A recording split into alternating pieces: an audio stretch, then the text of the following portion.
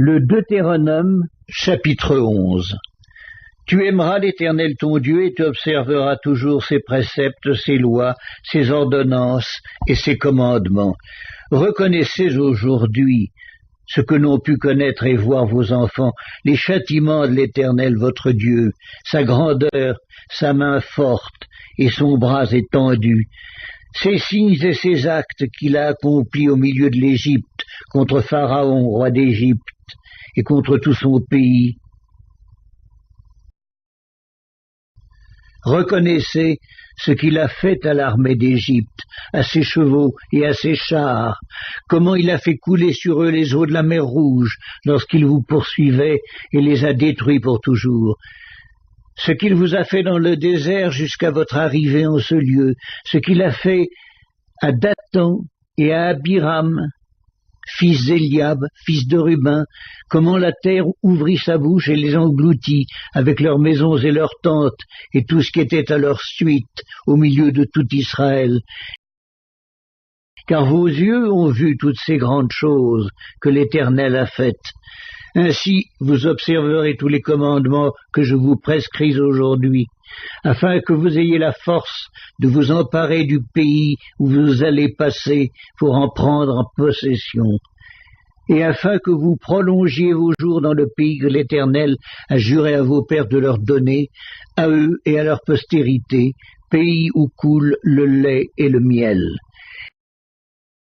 Car le pays dont tu vas entrer en possession n'est pas comme le pays d'Égypte, d'où vous êtes sortis, où tu jetais dans les champs ta semence et les arrosais avec ton pied comme un jardin potager.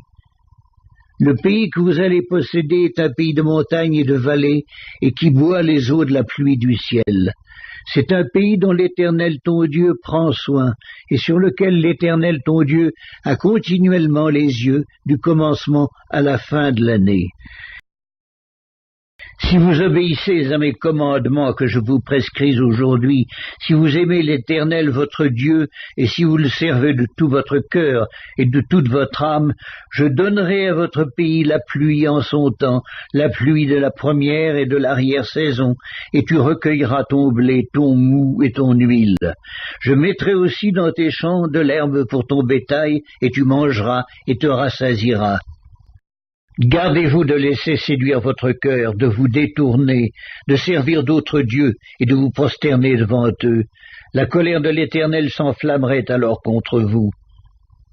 Il fermerait les cieux et il n'y aurait point de pluie. La terre ne donnerait plus ses produits et vous péririez promptement dans le bon pays que l'Éternel vous donne.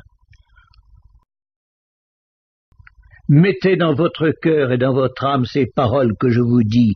Vous les lirez comme un signe sur vos mains, et elles seront comme des frontaux entre vos yeux.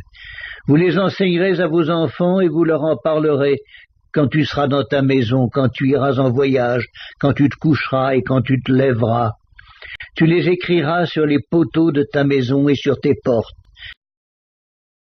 Et alors, vos jours et les jours de vos enfants, dans le pays que l'Éternel a juré à vos pères de leur donner, seront aussi nombreux que les jours des cieux le seront au-dessus de la terre.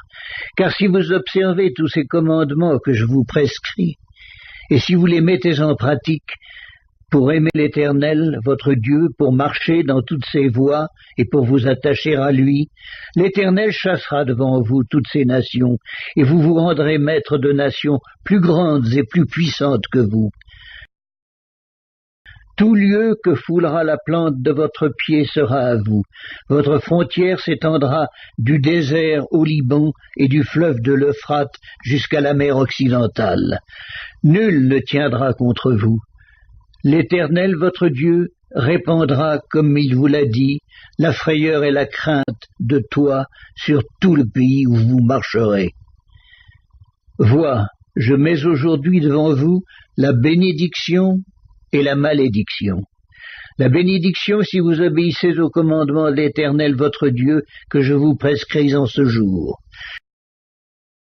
La malédiction si vous n'obéissez pas au commandement de l'Éternel votre Dieu, et si vous vous détournez de la voie que je vous prescris aujourd'hui pour aller après d'autres dieux, que vous ne connaissez point. Et lorsque l'Éternel, ton Dieu, t'aura fait entrer dans le pays dont tu vas prendre possession, tu prononceras la bénédiction sur la montagne de Garizim et la malédiction sur la montagne d'Ébal. Ces montagnes ne sont-elles pas de l'autre côté du Jourdain, derrière le chemin de l'Occident, au pays des Cananéens qui habitent dans la plaine vis-à-vis de Gilgal, près des chênes de Morée? Car vous allez passer le Jourdain pour entrer en possession du pays que l'Éternel, votre Dieu, vous donne. Vous le posséderez et vous y habiterez. Vous observerez et vous mettrez en pratique toutes les lois et les ordonnances que je vous prescris aujourd'hui.